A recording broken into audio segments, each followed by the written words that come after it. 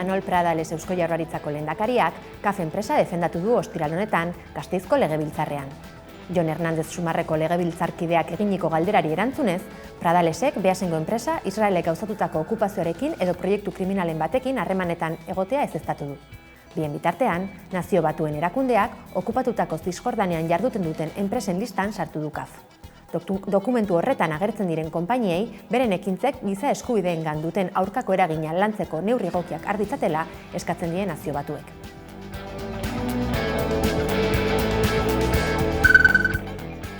Grebarako deialdia luzatu dute LAB, Steilas, Comisiones Obreras, Etxalde, Hiru eta Solidari sindikatuek datorren urriaren 15erako.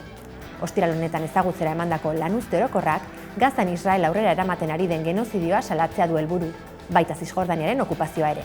Sindikatuek ez dute oraingo zehaztu grebaren luzapena, hau da, egun osoa edo ordu batzuk soilik iraungo ote duen. Elak ez du bat egin mobilizazionekin, Espainiako gobernu eta enpresak ere interpelatzeko beharra dagoela uste baitu, haiek ere Israelekin harremanak bertan behera utz ditzaten. Gladys Sariaren 5. edizioa irabazi du Uxue Mori EHUko irakasle eta ikerlariak eta ostiral honetan jaso du ofizialki aintzatespena. Mori adiben artifizialaren inguruko proiektu bati esker izan da urtengo sariduna. Batez ere, bere lanaren ikuspegi soziala goraipatu nahi izan du epaimahaiak. Aste honetan 11 eginiko elkarrizketan, sektore ezberdinetako profesionalen arteko elkarlanaren beharra azpimarratu zuen ikerlariak.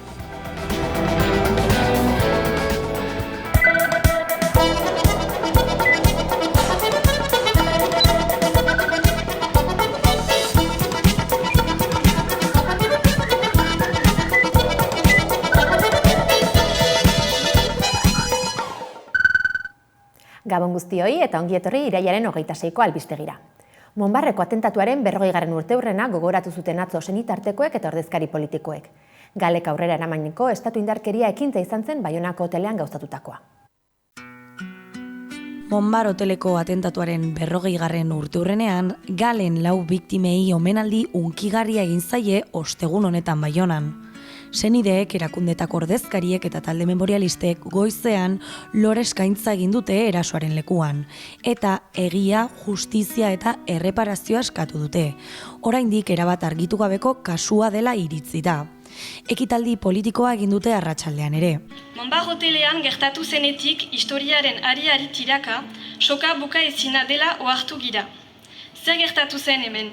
Zendako Espainiar estatuak antolatu zuen gerlazikina? Zein izan ziren frantses estatuaren implikazioak? Zendako hainbeste euskal ieslari ipar euskal herrian? Zer gertatu zen eraile zituzten euskal ieslariekin?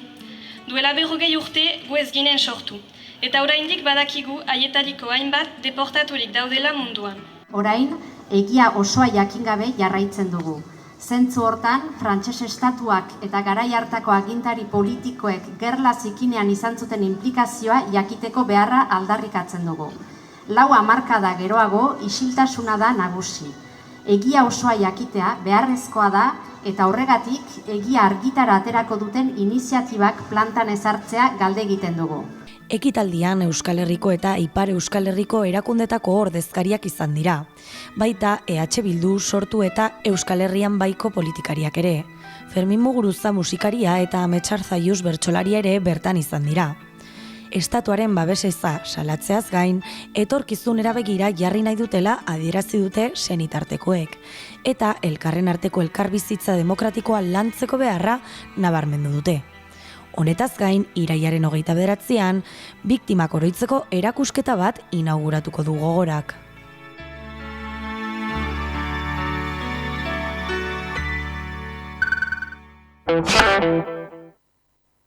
Euskalgintzaren Kontseiluak ekitaldia gauzatu du ostiral honetan Donostian, euskararen aldeko itun soziopolitiko berriaren proposamena aurkezteko asmoz.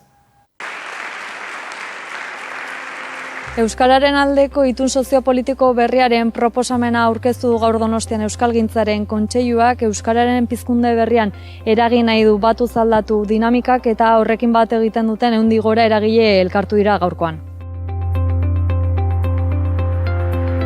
Idurrezki Isabel Kontseiluko idazkari nagusia gaur egungo euskararen egoeraren berri eman du.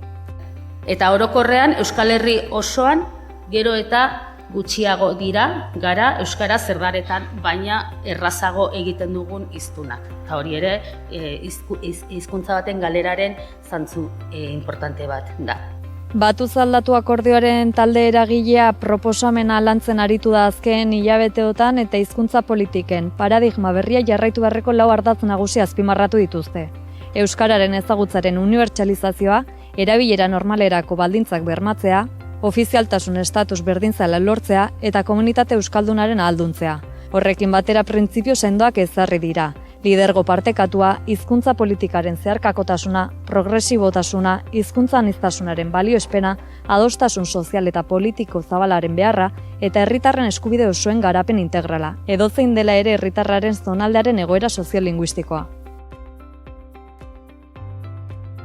Era berean itun proposamenak instituzioen ardura azpimarratzen du. Horrela ezagutzaren unibertsalizazioa ekarriko duten politika publiko ausart eta anbiziotsuak proposatzen dira.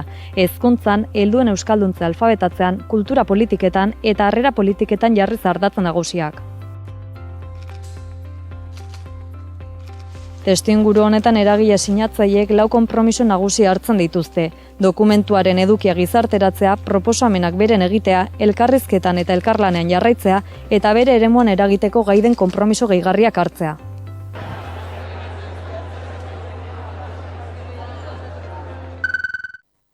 CAF enpresa gipuzkoarrak Jerusalemgo tranbiaren proiektuan parte hartuko duela berretsi du. Nazio Batuen eta Amnistia Internazionala bezalako erakundeen kritikak gorabera, CAFek adierazi du ez duela giza eskubideen urraketarik identifikatu 2023tik 2025era egindako ebaluazioen ondoren. CAF enpresa gipuzkoarrak Jerusalemgo tranbiaren proiektuan parte hartuko duela berretsi du. Proiektu horretan linea gorrian ditu eta linea berde berria eraikiko da, 2027an amaituko dena. NB eta Amnistia Internazionala bezalako erakundeen kritikak gora bera, CAFek adierazi du ez duela giza eskubideen urraketarik identifikatu 2023tik 2025era egindako ebaluazioen ondoren. Konpainiak argudiatu du proiektuak herritarrentzako oinarrizko zerbitzuetarako sarbidea hobetzen duela. Komunitate arabiarra barne, hau da, zerbitzuko langileen eta erabiltzaile nagusien 25%. Hala ere, CAFen jarrerak eztabaida sortu du.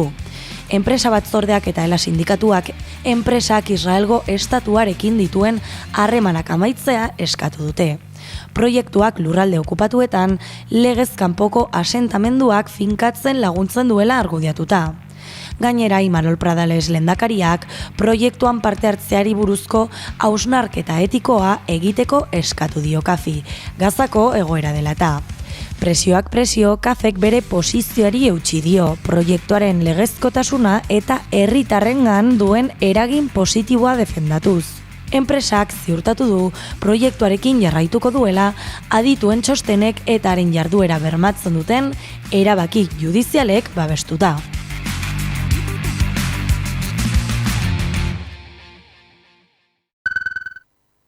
Leioa bere 500. urteurrena ospatzen ari da eta udalak dagoeneko aurkeztu du ekitaldi programa. 500 urte hamaika begirada lelopean, erakusketak, lehiaketak, ibilbide kulturalak eta herri jarduerak egingo dira urtebete baino gehiagoz. Leioako udalak 500. urteurrena ospatzeko programa berria aurkeztu du, eta datozen hilabeteetan egingo diren ekitaldi instituzionalak, erakusketak, lehiaketak, ibilbide kulturalak eta herri jarduerak jasotzen ditu. 500 urte hamaika begirada izenarekin aurkeztu dute programa Leioako alkateak eta kultura arduradunak. Azalduz, Leioaren historia partekatua eta belaunaldiz belaunaldi herriko nortasuna eraikitzen duen ikuspegi anitza aldarrikatzen duela. Ospakizun hau ez dugu ekitaldi solemnea, urruna edo instituzionala izatea nahi, guztiz kontrakoa. Ospakizun partekatua eta parte hartzailea izatea nahi dugu. Guztiok parte har dezagun. Leioako benetako bizia ez dagoelako bakarrik bertako eraikinetan, erakundetan, ezta historian ere. Leioa bere jendeak egunero sortzen doana baita. Programak urtebete baino gehiago irango du eta udalerriko espazio desberdinetan garatuko da, leioatarren laguntza eta implikazioarekin. Esaterako urriaren 31 bertan, auzokideen testigantzak antzerki, dantza, musika eta proiekzioak uztartuko dituen ekitaldia egongo da. Irudimeneko begirada atzerako kontaketa izena izango duena. Halaber, Leioako metro geltokian erakusketak egongo dira, argazki lehiaketak, dantza plazak eta hitzaldi zein solasaldiak ere programaren parte izango dira. Urteurren honek gure herria definitzen duten balioak islatu nahi ditugu. Elkartasuna, aniztasuna, kultura, berrikuntza eta parte hartzea. Gure garapenaren motor izan diren balio horiek etorkizunean ere gidari izatean jarraitu behar dute. Programazio honekin Leioak bere 5 mendeak ospatzen ditu, eta gogorarazi dute nortasuna sendotzeko, memoria partekatzeko eta etorkizunerantz begirada berriak zabaltzeko aukera dela. Donostiako Zinemaldiaren 73. edizioaren azken txanpan sartu gara. Bihar amaituko da jaialdia, baina horren aurretik Jennifer Lawrence Estatu Batuetako aktoreari emango diote gaurkoan Donostia saria. Zinemagile, antzezle, ekoizle eta gidoigile ugari igaro dira egunotan Donostiako Zinemaldiaren 73. ediziotik, gaurko gauean festivalak aintzatespena egingo dio Jennifer Lawrence aktoreari Donostia sariarekin. Aktoreak Oscar baten irabazleak ohorezko saria jasoko du kursalean gaur gauean egingo den galan. Bertan, Line Ramseyren Die My Love Lawrenceen azken filma emango da, non ekoizle gisa ere parte hartu duen bertan. Bestalde, 73. edizioko film sorpresa Frankenstein izango da, Mari Shelleyren klasikoaren bertsio berria. Guillermo del Toro zinemagile mexikarrak zuzendu du, besteak beste, Jacob Elordi da protagonista eta gogoratu behar dugu Aitona euskalduna ondarrutarra duela eta gaztetan erbesteratu behar izan zuela Australiara. Aurreneko egunetik Palestinari elkartasuna adierazi diete herritarrek zein zinema industriako kideek zinemaldian, eta gainera Agenda 2030 Euskadi saria aurten The Voice of Hein Rayab filmarentzat izan da. Israelgo armadak aur palestinar bat hiltzen duela kontatzen du film honek, eta Zinemaldiaren 8. egunean gaudelarik, bihar itxiera galarekin emango zaio amaiera zine festivalari. Ia 40 euskal ekoizpen aurkeztu dituzte aurtengo Zinemaldian. Haietako bat da Karmele, Asier Altunak zuzendutako filma. Asier Altuna zuzendariak Karmele filma aurkeztu du Donostiako Zinemaldian, Kirmen Uriberen elkarrekin esnatzeko ordua novelan oinarrituta egin du, eta Txomin Letamendia eta Karmele Urrestiren historia kontatzen da bertan. Euskal Herrian gerra galdua zela, erbestera ihes egin baitzuten. Erabaki nuen elkarrekin esnatzeko ordua idaztea, Karmele Urresti eta Txomin Letamendiren istorioak gure herriaren historia kontatzen duelako. Oso argi ikusi nuen, bikote horrek bizi izan zuena, zela herri bezala guk bizi izan genuena. Eta segituan ikusi nuen, balio zuela beraien historia intimoak, historia txikiak, gure Euskal Herriaren historia kontatzeko, gure bizipenak. Ze azkenean, hauek zigortuak izan ziren Euskaldun izatearen kontzientzia zutelako. Urresti familia geratu zen itsasontzirik gabe, etxerik gabe, erbesteratu egin ziren Karmele eta Txomin, arrubil ziren ere Soinkan, gero Parisen, gero Venezuelan, baina horregatik, Euskaldun izatearen kontzientzia zeukatelako. Eta nik topaune ban kriston historia horre, oso cinematografikoa, harritutan eguan, zenbat peripesia, oso gaztetatik Karmele zenbat erabaki potolo hartu behar ditxun, bi exilio, musika, maitasuna, buelta eta resistentzia ditaduraren kontra, elemento netako moskorraldi bat zegoen hor. Oso cinematografikoa da Karmele eta Txominen historia, Eta erakarri sostan alde horretatik, eta hemen historia potente bat dago. Eta anima honitzen, de repente, saiatzera pelikula bat egiten. Erronkak asko izan dira eta haien artean oso desberdinak. Zalde batetik dago aktore erronka izango litzatekena ez, gure arteko harremana sortzea, garai hartako pertsonaietan pentsatzea, testu inguruan ondo insertatzea, eta gero bestalde eduki ditugu erronka tekniko pila bat. Nik nire aldetik abesbatzako, dantzako eta pianoko saioak ere hartu behar izan ditut. Bestalde, Bizkaieran egin dugu, euskalki desberdinetan. Horrek ere, pertsonai bakoitzari bere berezitasuna eman dio. Enekoke Bilboko, esan dezagun, alako euskalki instituzionalago bat. Eta nire kasuan Bergarako euskalkia egin dugu, Serraltuna bera Bergarakoa delako, eta nik izatez badukadalako Eibarko ezkera, gurasoak eibartarra direlako. Erronkalde batetik teknikoa, musika instrumentuak eta guzti hori ikastea, trompetista virtuoso bihurtzea, baina batez ere gero da 10 urtetako harreman bati gorputza ematea, hori sinesgarri egitea, elipsiak daudenean ere bai nondik gentozen eta honek ze eragin izango ote zuen haiengan, hori diseinatzea, pentsatzea, sinesgarri egitea, utxune horiek betetzea beti da lan handia, ez? Eta gure kasuan 3 seme alaba edukitzea, ez dakit, zuretzat lehenengo ama papela da? Bai.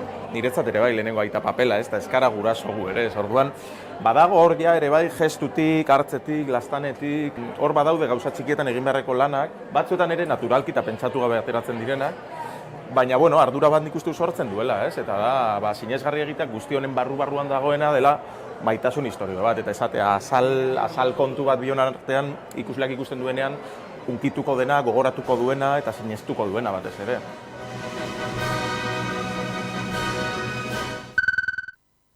Fikzioak ez ezik dokumentalentzako tartea ere izan da. Gaitegian hitza izan dute. Haietako bat argitzen Sakanan urteetan eginiko torturetan sakontzen duena.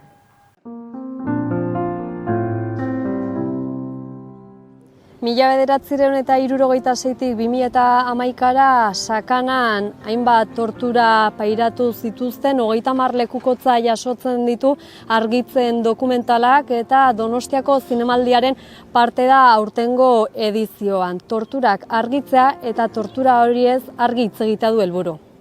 Torturaz argi hitz egiten dugu eta kokatzen dugu plano ezberdinetan. Bai torturatuen tokitik eta gero adituen tokitik ere bai. Hasteko uste dugu ez dagoela dokumental bat 30 testigantza jasotzen dituenik. Eta gero bestetik adituek ematen diete ikuspegi ezberdina. Alde batetik ikuspegi historikotik lantzen dugu, bestetik psikologo adituak ditugu torturak nola funtzionatzen duen psikologia ikuspegitik kontatzen dute.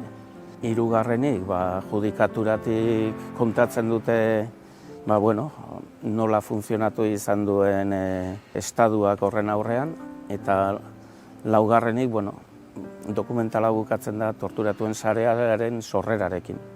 Orduan horrere azaltzen da torturatu izan dirana zer eskatzen dioten gizarteari eta gobernuei. Egia da testigantzak Sakanakoak dirala, eta Sakanako jendearenak. Baina iruditzen zaigu ez dela produktu lokal bat, ez dela bertako produktu bat. Euskal Herri osoan gertatu diren eta gertatu izan diren eta antzeko egoerak eta hori nahi dugu nolabait ere adierazi. Sakanan egindakoa da, baina Sakanatik haratago iruditzen zaigu Euskal Herri osoko historia kontatzen dugula. Lehenengoa esan bezala, 75ean, frankismo garaian kokatzen da eta daukagun azkeneko testigantza 2011an eta 55 urte horietan izan diren historia ere kontatzen dugu. Nafarroako Sakana eskualdean 1976 eta 2011 urten artean gutxienez 159 tortura kaso izan zirela zenbatu da. 159 horiek daude jasoak. Eta hortik aurrera, suposatzen dugu jende gehiago egongo dela. Gertatu zaigu, batzuk atxilotuak izan, jipoituak izan eta bere burua torturatu ez bezala sartzen dutenak. Eta orduan, ez daukagu zifra bat, baina badakigu asko izan dirala, baiara txiki bat izateko. Guk dokumentalean egin deguna da, eta pixka bat hori da nahi deguna, jendea bere aurre iritziak utzi ditzala zinema aretotik kanpo, utzi ezala motxila kanpoan eta sartu dadia ikustera. Orduan adituek hitz egiten dute, beraien ahotan jartzen dituzte, beraien iritziak, eta sufritu dutena jartzen dute beraien ahotan, beraien pasarteak. Eta orduan uste dugu, hortik norberak egingo duela bere irakurketa propioa. Garbi dago Euskal Herrian, frankismo garaitik gaur egunera arte, dokumentatua daude 5.500 gorako kasu. Eta zifra oso potoloa da begiak izteko. Argitzen auzolanean egindako dokumentala da. Diru laguntzak tartean badira ere ziurrenik zinemaldiko filmik merkeena izango dela esan digu Manu Gomezek. Zuzendaritza talde batek eramandu aurrera ekoizpena. Zuzendaritza talde horri eta gidoilari talde horri, izen bat jarri diogu, Mikel Atxogurri, baina errealitatea horren atzean bagaude momentu enten 5 pertsona, esan dut, Fran galdu genula bidean, eta 5 pertsona horiek dira, Unai Razkin, Aitor Karasatorre, Luis Quintana, Juan Cruz Aldasoro eta ni neu 5. ez.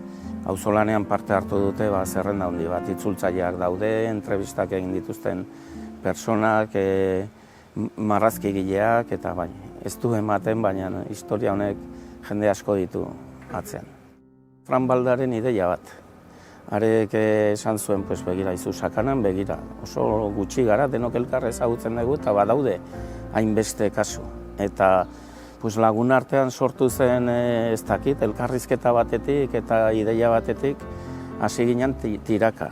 Eta erabaki genuen, biltzen ezana galdu egitezala, eta kontatzen ezana ahaztu egiten dela. Eta orduan esan genuen, ingo dugu bildu, eta bildu eta gero kontatu.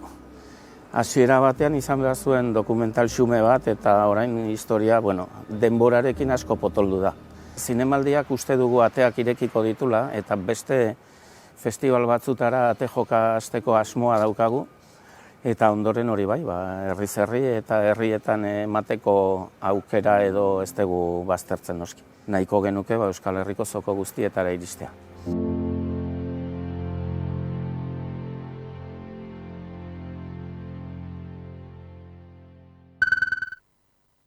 Kulturarloari dagokionez, dokumentaren eskaintzare zabala izan da. Haietako batek Lourdes Iriondo musikariari egin dio omenaldia. Artxiboko irudiak eta euskal musikaren eta literaturaren munduko hainbat pertsonaren aitortzak baliatuz Lourdes Iriondo ez gera alferrik pasako dokumentala ondu dute Inge Mendioro zuzendariak eta Idoia Garces gidoilariak bereekin batu gara Alasarten. Hasiera batian, ni baneukan entzunda Mikel Aboa katedran zutela gogoa zeo zeiteko bere inguruan, ez? Idoiaren gana jo nun, pixkat ideia pixka batekin, nekin sartuko zen historio honetan, baina ez esan honetan. Alde batetik iruditzen zitzaigun genero aldetik behiratu bartzala, ze azkenian erakusten zen abeslari hori beti emakume figura eta oso zarkituta zegoen klitxez betetako pertsonaia zen, bere biografia atera eta nolakoa zen benetan horren bila joan gea. Eta gero baita ere kontutan hartu nahi deu, hausnartu nahi deun, zergatikan gelditu den ahaztua edo erakutsi diguten hori zergatikan dan bezalakoa, ez? Horrere, paraleloki bi historia lantzen ditugu. Garai hartan Lourdes, irudikatzea neska xalo eta gitarra duna eta minifalda eta hile luze polita bezala, bere garaian ala izango zen, baina guk ikuste genuen orain ere bera hola gogoratzen dela eta ventilatzen dela bere kantagintza edo ez dokamairu momentuan egin izan balu bezala eta kontua da gehiago ere, lehenagotik ere aritu zala eta ondoren baita ere. Eta gero erretiratu zen, bihotz gaixotasun larria zulako, baina erretiratu ostean lanean jarraitu zuen kulturaren alde, euskal kulturaren transmisioaren alde. Idatzi zituen liburuak, antzerkigintzan aritu zen, gehien bat aurreta gazteen atxikia edo. Eta hori, aztu edo bi lerrotan ventilatzen da, eta guk uste dugu izugarrizko lana egin zula, eta holtzatik jetxiarren, aitortu behartzaiola, lan isil hori, edo hainbesteko lustre ematen ez duen lan hori. Dokumentalean zenbait pertsona giltzarri agertzen dira bakoitzak ikuspegi narratioan bere ekarpena eginik. hasieratik zan pixka bat ikustia ze gai landu nahi genituen, Lurdesen figura ateratzeko, azkenean hasierako erabakitako bat zen, ez genuela olako kanpo off bat jarri nahi eta gure hitzetan ezer jarri nahi. Claro, bere hitzak ez dazkagu, baina bere abestiko hitzak baditugu, eta bere abestiko hitzak ere bere hitzak bezala erabiltzen ditugu, testu moduan, ez? Eta gero, hori, ze gaitaz hitz egin nahi genuen, eta literaturaz, antzerkiaz, edabideen trataera jaso nahi genuen ere, antzerkia, literatura, gure ikuspegia ere, feminista edo gure prismatik begiratu nahi genuen edo genero ikuspegi hori eman, eta horrela hautatu ditugu elkarrizketatzaileak. Eta pertsonala ere bai, azkenean bere familiak hasieratik oso presta agertu zen dokumentalean laguntzeko. Kontua da, dokumental honetan Lourdes protagonista da, baina Lourdesen kateari edo segida ematen dioten beste hainbat emakume sortzaileen lana ere ikuste dugula. Bada emakume referente horien berri izan dute zinemazaleek. Izan ere Donostiako Zine Festivalean egonda ikusgai Mendiorozen eta Gartzesen dokumentala.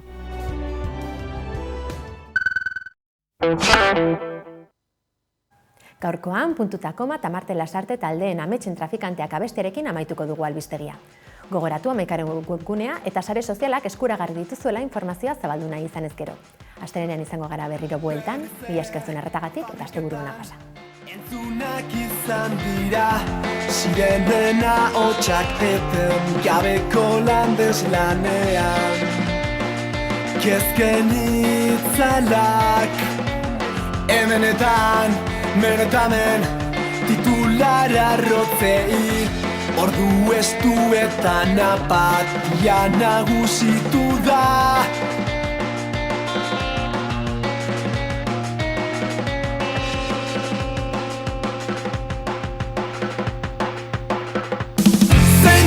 Gure gerra zein da, ametsen trafikanteak, mamuak berrasmatzeko beste bizio berri bat, kontagailua hasita bukatu apetaz, anai handiaren aferak, zuloak urrun ireki, zakoak ongi pepeta, zukua ongi atera.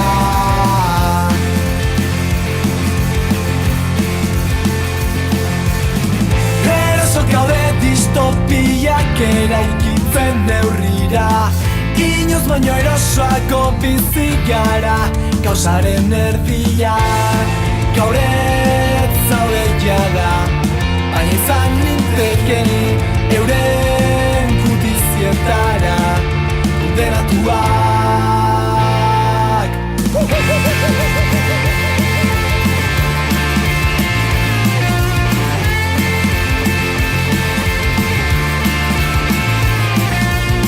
Zerbait gertatuko dela, behin da berriro eman da, hau ez ditxaskorrenak, astindu du erlantza.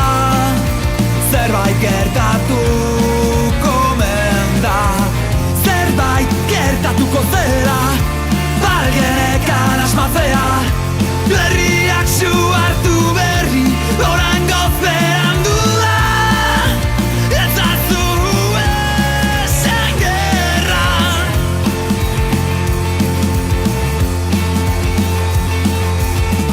Eroso gaude distopiak eraikitzen neurrira, inoiz baino erosoago bizi gara kaosaren erdia.